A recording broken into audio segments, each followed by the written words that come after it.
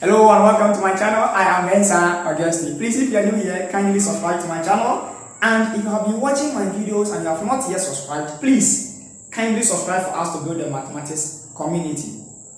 Please kindly subscribe for us to build the mathematics community.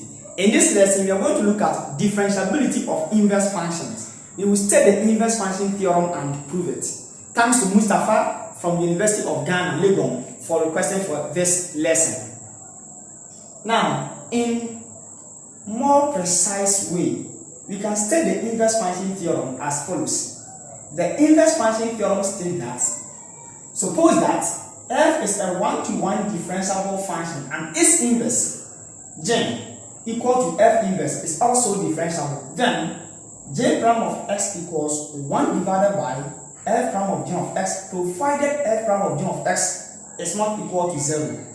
Now, we have that if we let j of x equals f inverse of x, so that j of x is the function of x, right? Then f of j of x is equal to x.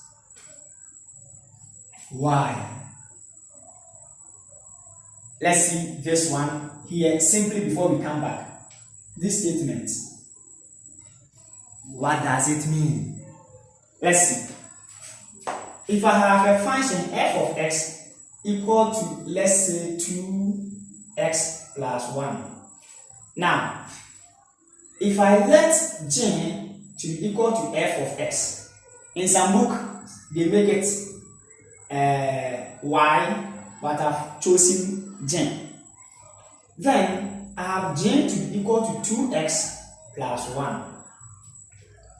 You see? Now, you can interchange the position of x and j and then make j the subject, or you can maintain the positions after you have made x the subject, then you interchange the position later.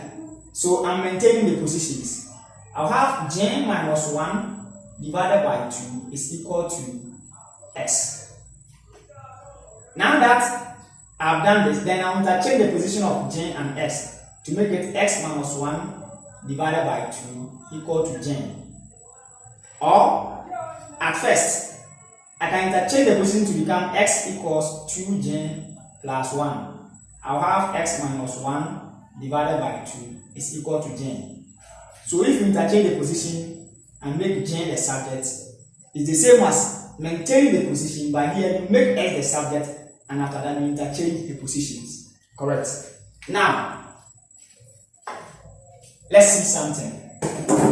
Let us put j back into where we find x.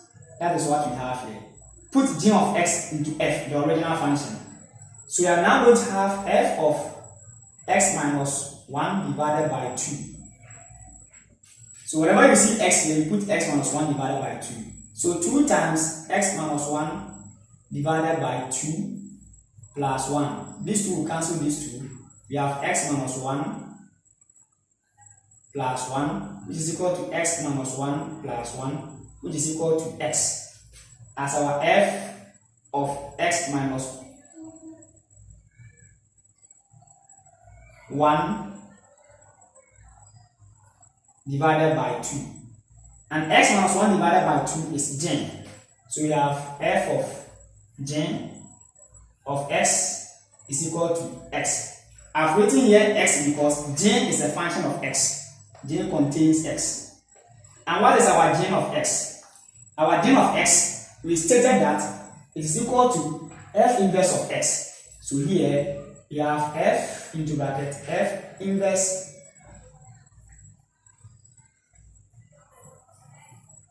of x to be equal to x. That is, if you have a function and you find its inverse, if you substitute the inverse back to the original function, you get the x, what the function is made of. Very simple. So if here is f of a, if you substitute the inverse back, you get a. If it is f of m, if you substitute the inverse back, you get m. That is what we mean here. Very simple as that. So here in place of this, we can write this as f into brackets f inverse of x is equal to x. Note that we've said g of x equals f inverse of x. In some books, they will use this, so don't be confused. Now, let's do our proof. We have f of g of x equals x. Now, let us differentiate this with respect to x. You see that this one is a function of a function because it's a composite function, so we are going to use chain rule. So using the chain rule, we differentiate the whole function with respect to x.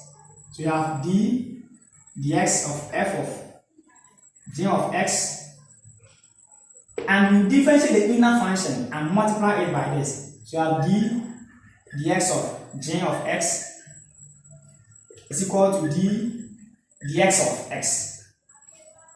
If you don't understand derivative of composite functions or derivative of functions using the chain rule, check the description for that video.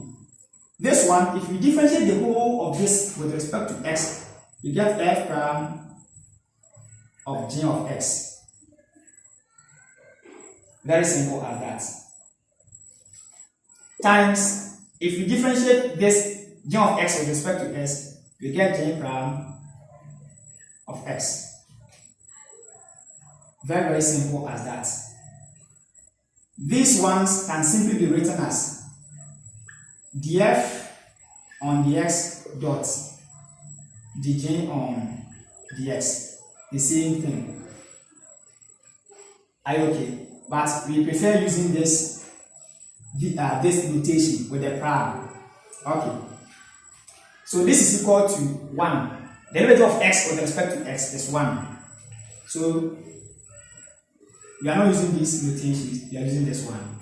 So here I have j prime of x equals 1 divided by f prime of j of x, as we have here.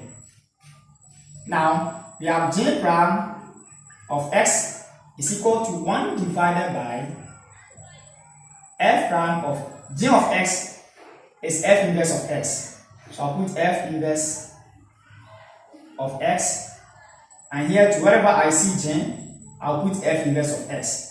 So I'll write f inverse prime of x equals 1 divided by f prime of f inverse of x. Hence proved. Thank you for watching. Please subscribe to my channel, like my videos, share, leave your comments, and let's build a mathematics community. Bye bye.